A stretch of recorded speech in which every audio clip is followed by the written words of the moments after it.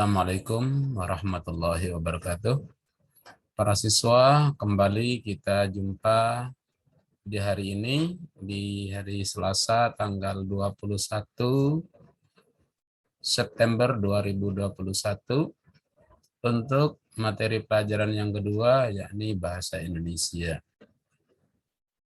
Alhamdulillah, mudah-mudahan kita semua dijagakan oleh Allah Subhanahu wa Ta'ala, diberikan kesehatan. Dan untuk pelajaran kali ini, kita berusaha mengembangkan dari pelajaran-pelajaran yang sebelumnya. Pada pelajaran yang sebelumnya kita diminta untuk memaparkan informasi penting tentang sejarah. Itu dipaparkan menggunakan peta pikiran. Nah, tapi untuk pelajaran kali ini kita akan berusaha mengembangkan informasi yang diperoleh menjadi sebuah tulisan. Artinya kalian setelah mempelajari materi ini dapat melakukan suatu pengembangan atau membuat satu informasi baru dalam sebuah tulisan. Nah, nanti dalam pelajaran ini Bapak akan menjelaskan dulu, setelah itu akan membacakan satu teks di dalam sebuah pelajaran. Nanti dari pelajaran yang Pak Guru bacakan itu kalian pahami dengan cara membuat jawaban-jawaban dan membuat satu narasi baru atau informasi baru dari kalimat kamu sendiri. Baik, pelajaran kali ini kita akan masuk pada materi. Nah, ini ya, mengembangkan informasi. Ini yang mau kita pelajari hari ini. Mengembangkan informasi yang diperoleh menjadi sebuah tulisan. Nah, nanti Pak Guru akan memberikan informasi secara lisan, karena di sini dikatakan bahwa informasi dapat diperoleh dari beragam. Ada yang teks, ada tulisan, ada lisan, ataupun visual atau melihat gambar. Ya. Nah, dari sini nanti Pak Guru ingin mencoba secara lisan, apakah kalian pendengarannya baik atau tidak. Nah, di sini nanti akan Pak Guru bacakan satu narasi informasi tentang sebuah teks.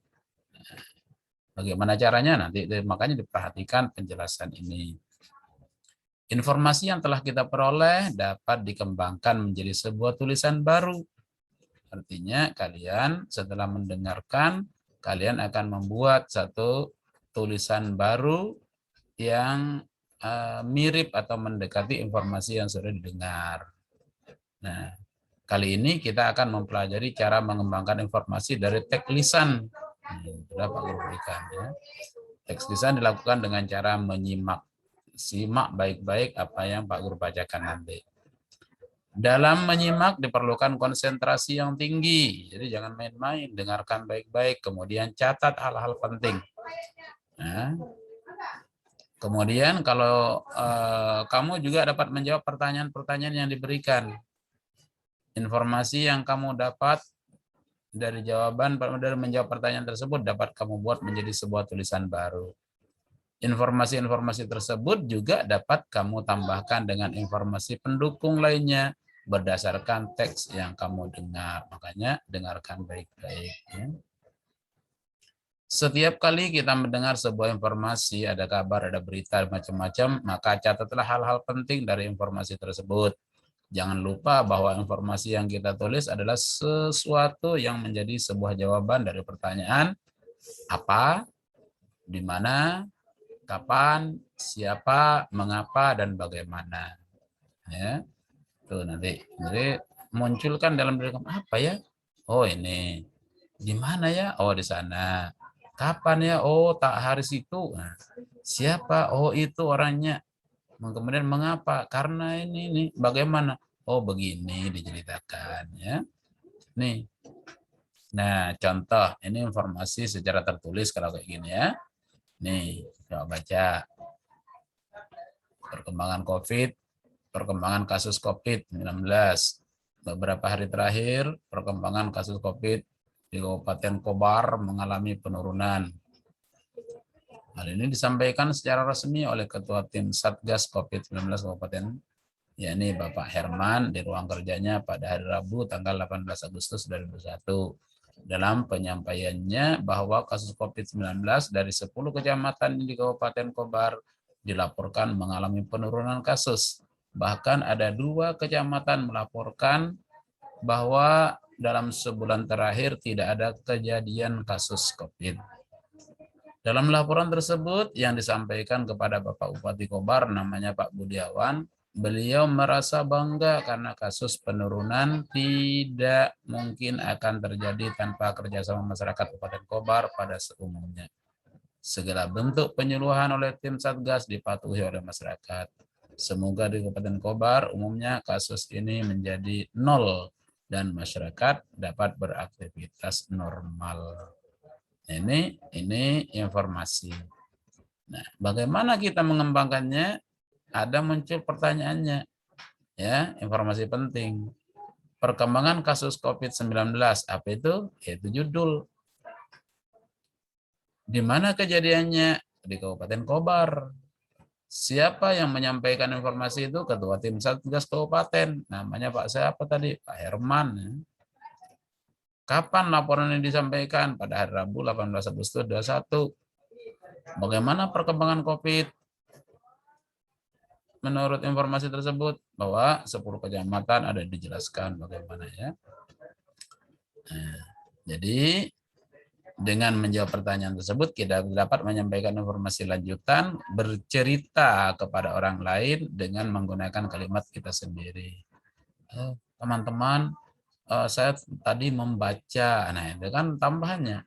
Tadi saya membaca berita bahwa di satu kabupaten namanya Kabupaten Kobar terjadi perkembangan kasus COVID-19. Di sana kasus COVID-19 hampir tidak ada lagi. Nah, itu tambahannya dari kita, ya.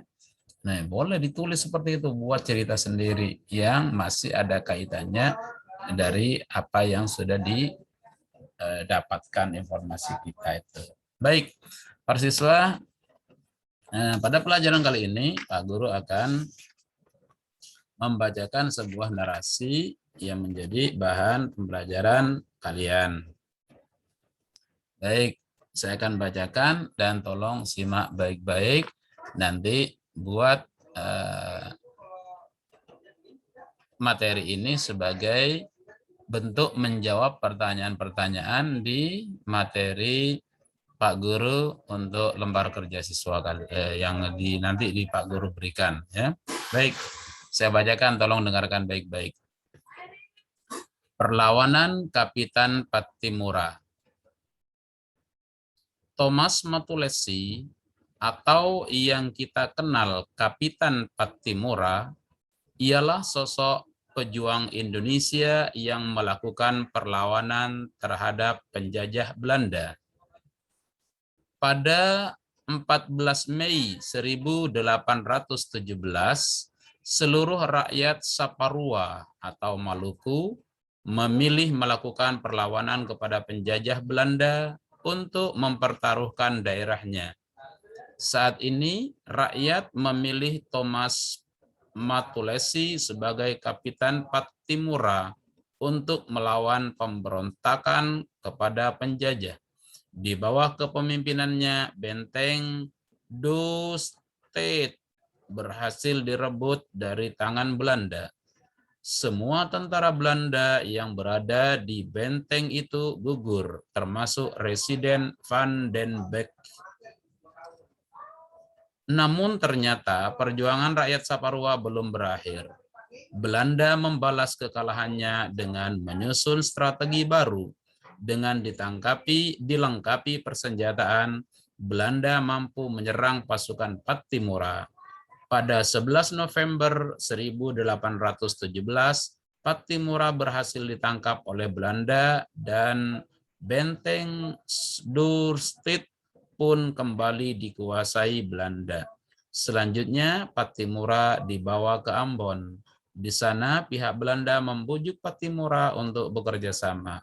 Tetapi Pattimura menolaknya. Hal itu membuat Belanda marah dan memutuskan hukuman mati kepada Pattimura. Bahkan sehari sebelum menjalani hukuman, Belanda masih terus membujuknya. Namun usaha Belanda kembali gagal. Akhirnya pada 16 Desember 1817, Pattimura wafat dengan cara digantung di benteng Victoria, Ambon dalam usia 35 tahun.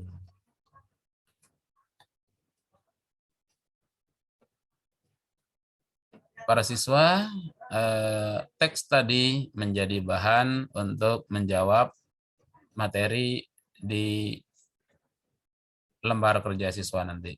Terima kasih, selamat belajar, dan silakan diulang-ulang video pembelajaran ini untuk memberikan jawaban terbaik kalian. Terima kasih. Assalamualaikum warahmatullahi wabarakatuh.